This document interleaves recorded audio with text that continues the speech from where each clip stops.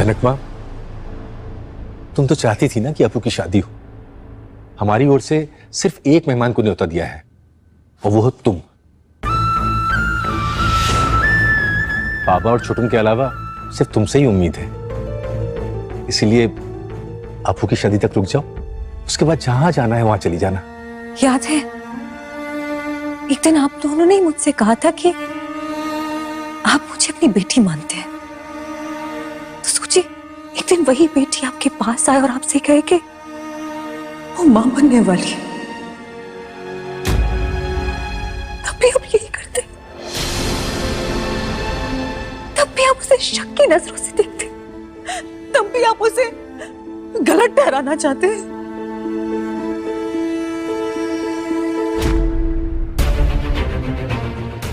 बोलिए बोलिए ना, चुप क्यों है आप लोग? हम तुम पे शक नहीं कर रहे जनक, सच क्या है या तो तुम जानती हो या फिर अभी। अब हमें नहीं पता कि दोनों में से कौन। जो इस बात से पीछे हट रहे हैं उनके पास वजह है पीछे हटने की। और अब झनक जानती है बड़ों माँ और जेठू की क्या लाचारी है, उनकी सुनता कौन है इस घर में। उनके पास बहुत कुछ है खोने के लिए,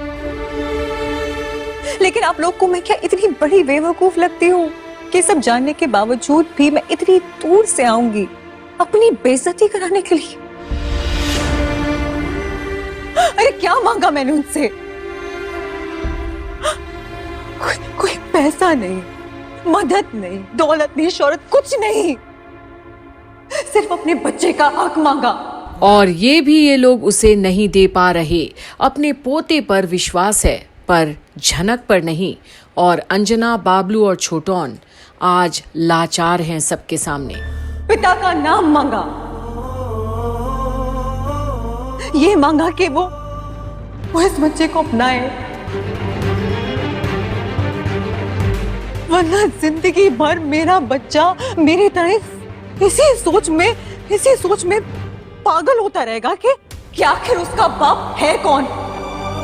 और यही बात तो बाबलू, अंजना और छोटौन को खाए जा रही है। कितनी बेबस है आज झनक, कैसे इंसाफ मिलेगा उसे? अगर नाम ही दे दिया तो पैसा, परिवार वो भी देना ही पड़ेगा।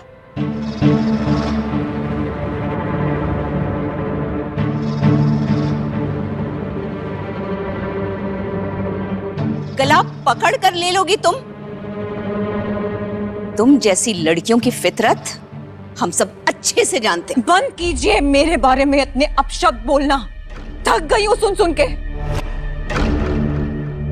अगर आप हम जैसी लड़कियों को जानती और समझती होती ना तो आज मेरी मां जिंदा होती, यूं आत्महत्या नहीं करती।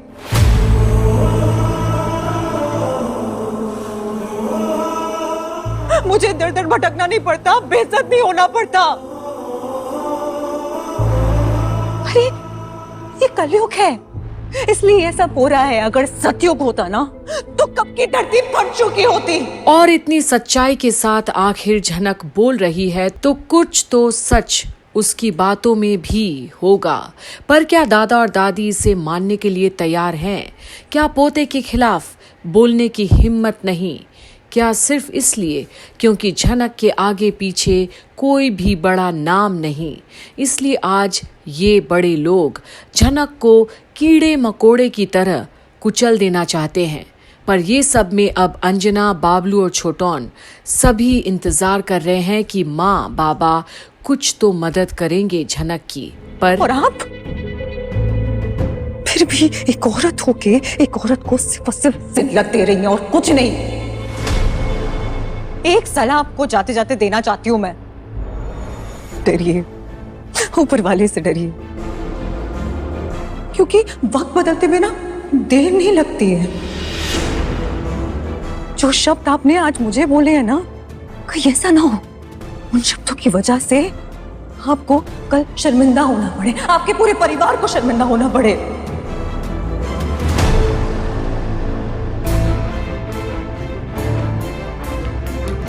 और अगर आप में से कोई मेरे साथ खड़ा नहीं हो सकता तो मेरे खिलाफ खड़े होने की भी जरूरत नहीं है।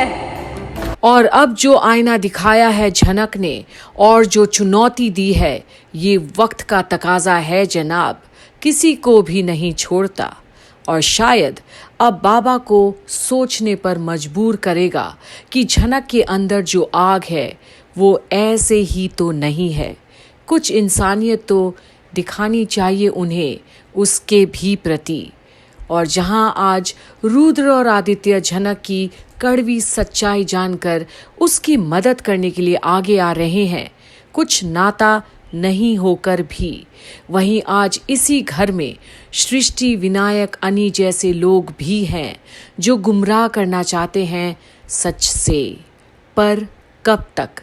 कहीं झनक की ये आग सबको जलाकर राख ना कर दे। अपू दी, आप उदास क्यों हो रही हैं? मैं कह रही हूँ ना कि शादी घर से होगी तो घर से ही होगी।